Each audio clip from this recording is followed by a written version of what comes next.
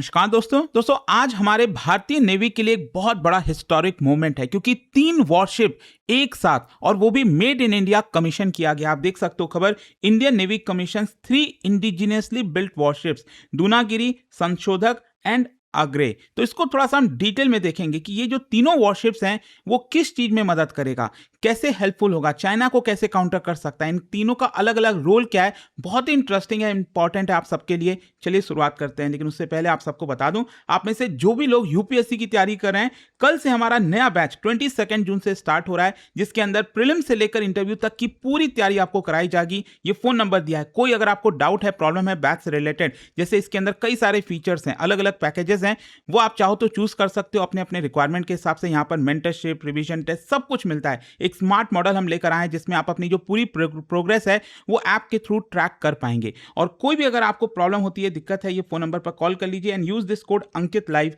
Maximum discount के लिए। चलिए शुरुआत करते हैं। सबसे पहले देखते हैं कि हुआ क्या। आज आप सब जानते हैं 21 जून है, इंटरनेशनल योगा डे का मौका था और आज कोलकाता में ऑर्गेनाइज किया गया था। पीएम मोदी वहीं पर थे और इसी के मौके पर 3 इंडिजिनियसली बिल्ट नेवल प्लेटफॉर्म ये आपका लॉन्च किया गया, कमीशन कर दिया गया है। और इन तीनों का नाम आप देखिए, आईएनएस दूनागिरी, ये जो है advance stealth guided missile frigate है।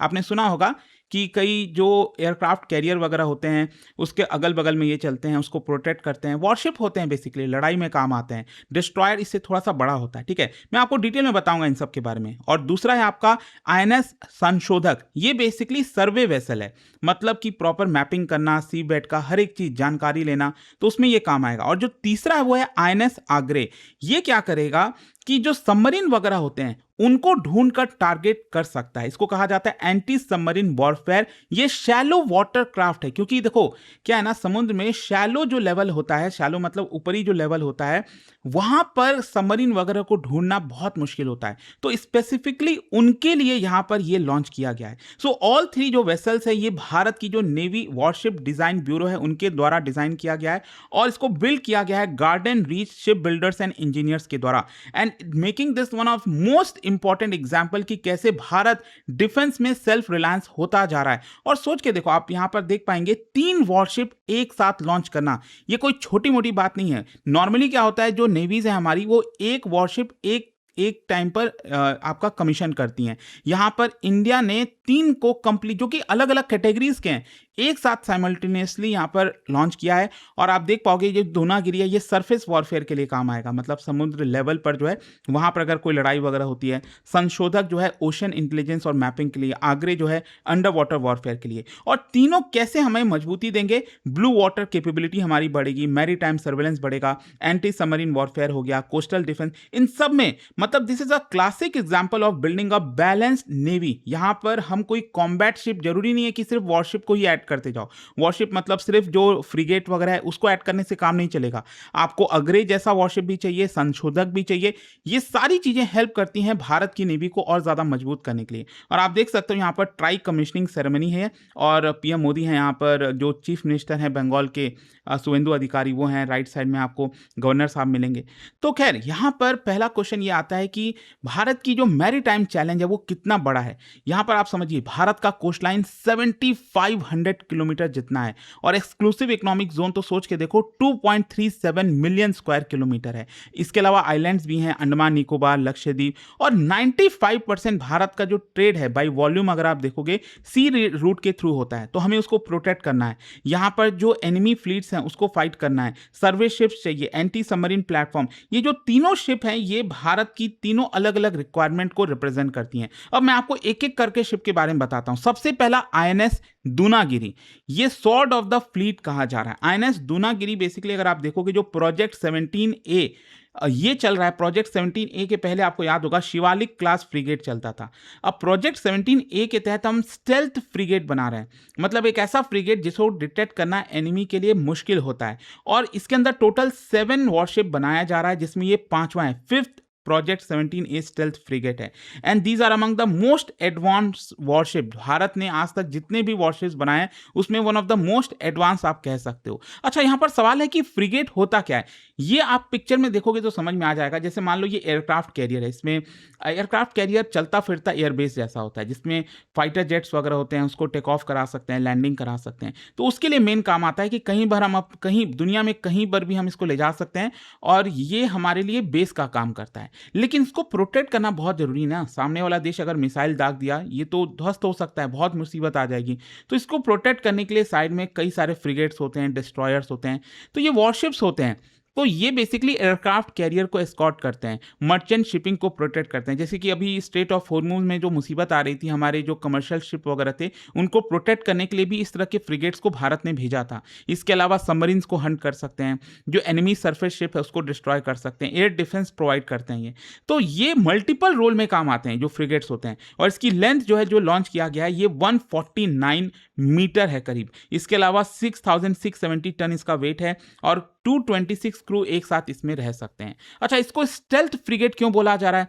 देखो, स्टेल्थ का मतलब क्या है ना कि यहां पर जो एनिमी का रडार है वो हमारे शिप को डिटेक्ट आसानी से ना कर सके, ठीक है, इसीलिए इसको स्टेल्थ कहा जाता है। तो इसमें क्या होता है कि जो रडार सिग्नेचर है उसको कम किया गया है। दूनागिरी के अंदर आप देखोगे इसका जो एंगल्ड सरफेस है, स्पेशल हल डिजाइन है। हल मतलब होता है कि जो नीचे का पार्ट होता है शिप का, हल। तो इसको इस तरह से डिजाइन किया गया है कि सामने वाला जो रडार यूज कर रहा है उससे हमारा शिप बहुत छोटा दिखता है।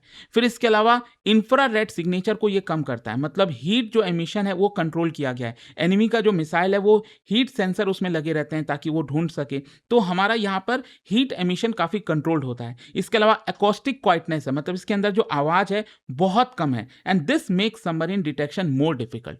अच्छा, यहाँ पर इसके अंदर कौन कौन से वेपन्स लगे हुए हैं, जैसे ब्रह्मोस मिसाइल है, बराक 8 हो गया। Barak 8 basically medium range surface to air missile है, एंटी सबमरीन वेपन्स हैं इसके अंदर। और इसका स्ट्रैटेजिक सिग्निफिकेंस यही है कि दूनागिरी को हम Arabian Sea, Bay of Bengal, Indian Ocean, Western Pacific कहीं पर भी ऑपरेट करा सकते हैं। और इसकी वजह से भारत की जो एबिलिटी है, यहाँ पर जो चाइनीज नेवल प्रेजेंस बढ़ रहा है इंडियन ओशन रीजन में, उसको हम काउंटर कर पाएंगे। दूसरा अब हम आते हैं, दैट इज आईएनएस संशोधक। ये साइंटिस्ट ऑफ द नेवी कहा जाता है। साइंटिस्ट क्यों? क्योंकि ये आपका बहुत सारी चीजों को ढूंढेगा, समझने की कोशिश करेगा कि आसपास के रीजन में है क्या। मतलब देखो, ज्यादातर लोगों को लगता है कि नेवी का मतलब बहुत सारा वॉरशिप्स बना लो, उसमें मिसाइल लॉन्च कर दो। नहीं, रियलिटी में नेवी को क्या चाहिए? पहले तो इंफॉर्मेशन चाहिए ना।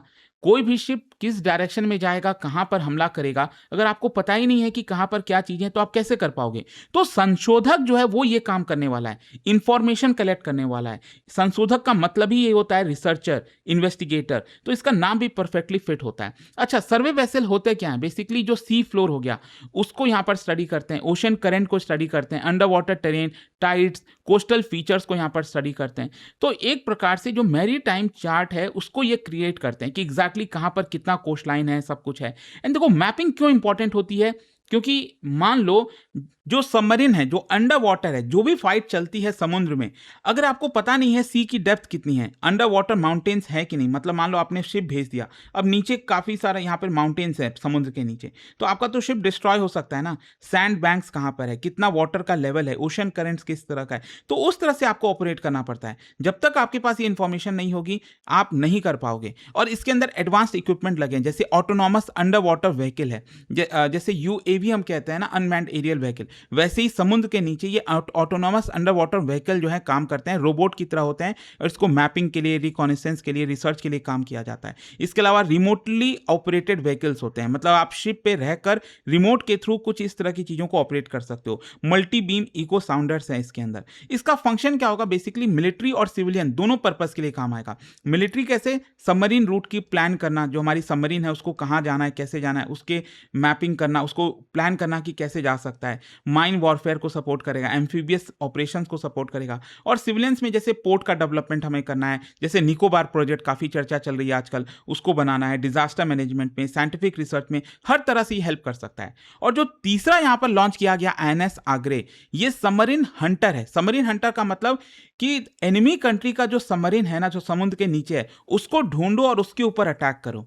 सबमरीन इतना डेंजरस क्यों होता है? देखो, सबमरीन क्या है ना कि कई हफ्तों तक पानी के नीचे रह सकता है, टॉर्पीडोज को लॉन्च कर सकता है, जैसे मिसाइल होते हैं वैसे ही सबमरीन टॉर्पीडो लॉन्च करते हैं, क्रूज मिसाइल लॉन्च कर सकते हैं, मर्चेंट शिप्स अटैक कर सकते हैं, एयरक्राफ्ट कैरियर को थ्रेट दे सकते हैं। तो इसको डिटेक्ट करना मुश्किल होता है। और इनफैक्ट आपको याद होगा, अभी जस्ट कल ही मैंने वीडियो बनाया था कि पाकिस्तान अब प्लान कर रहा है कि चाइना से उसने यहाँ पर जो हंगूर क्लास सबमरीन खरीदा है उसको बे ऑफ बंगाल में डिप्लॉय करेगा। तो पाकिस्तान इसकी प्लानिंग कर रहा है, क्योंकि 1971 में जो उसको हार मिली थी उसके बाद से कभी भी वो बे ऑफ बंगाल में भटका भी नहीं। लेकिन अब क्योंकि चाइना मदद कर रहा है, चाइना का सबमरीन जो है वो बे ऑफ बंगाल में एंटर कराने की कोशिश करेगा। तो कहीं ना कहीं इसके पर्सपेक्टिव से भी आप समझ सकते हो ये जो आईएनएस आगरे है वो क्यों इंपॉर्टेंट हो जाता है। अच्छा, आगरे का मतलब क्या है? INS Agray basically belongs to Arnala class anti submarine warfare shallow water craft. इसका जॉब बेसिकली क्या होगा कि जो शैलो कोस्टल वाटर होते हैं, देखो एक तो क्या है डीप वाटर, समुद्र में काफी नीचे डीप, हम उसकी बात नहीं कर रहे हैं, मतलब जो ऊपरी लेवल का वाटर होता है ना, जहां पर कोस्ट लाइन है अभी, ठीक है, बहुत ज्यादा नीचे डेप्थ नहीं है, जो छोटा है, मतलब हाइट कम है अभी पानी की, ठीक है, तो उसको शैलो वाटर करते हैं। तो शैलो वाटर इतना चैलेंजिंग क्यों होता है? क्योंकि जो सोनार है, अगर आप देखो कि जो सोनार से हम डिटेक्ट करते हैं किसी भी सबमरीन वगैरह को, तो सोनार पानी के नीचे एकदम काफी अच्छा काम करता है, लेकिन शैलो वाटर में सोनार थोड़ा सा डिफिकल्ट होता है, बहुत ही अनप्रिडिक्टेबल होता है, जो साउंड वेव्स है वो बाउंस करने लग जाते हैं, तो वहां पर डिटेक्ट करना मुश्किल होता है। तो इसी की वजह से उस केस में एंटी सबमरीन वॉरफेयर काफी काम आता है। एंड दैट इज वाई आगरे जो है वो स्पेशली शैलो वाटर के लिए बनाया गया है, कि वहां पर अगर कोई सबमरीन आता है तो उसको हम डिटेक्ट कर सकें। इसके अंदर कौन कौन से वेपन्स हैं? लाइट वेट टॉर्पीडोज मैंने आपको बताया दिया, ये मिसाइल जैसा होता है। इसके अलावा इंडिजिनियस रॉकेट लॉन्चर्स होते हैं, शैलो वाटर सोनार इसके अंदर है, सब कुछ है। अच्छा, यहां पर इसका स्ट्रैटेजिक पिक्चर समझिए। ये मैसेज है चाइना के लिए, क्योंकि चाइना की जो नेवी है बहुत तेजी से एक्सपैंड हो रही है। Aircraft carrier, nuclear submarine, conventional submarine, ये सब कुछ है